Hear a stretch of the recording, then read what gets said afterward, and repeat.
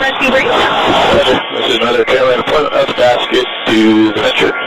Heading 036 up to 100 feet. A little more of a left slide, so you can kind of feel some of the burbles. Slight power increase, about 90%, but we get a good torque margin. Just back me up with any kind of excursions or anything that gets real wonky, Matt. Roger. And brief is complete. Roger. Rescue truck part 2 complete. Ready out for trail line deployment. The basket to the other way left. Roger. He's going full position. I'm going to lower this trail line down. Putting out trail line. Putting out trail line. Putting out trail line. Alright. Alright, there's the trail line. Roger. Putting out trail line. Trail line just split it out. Connecting weak link to the basket. Roger. Weak link is connected to the basket.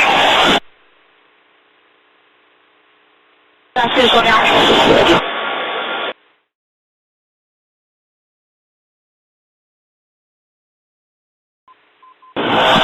Position altitude looking good.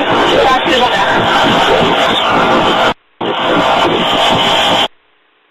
And for the pickup, we'll just do it nice and smooth, too. Yes, sir. I think it's a pretty heavy swell.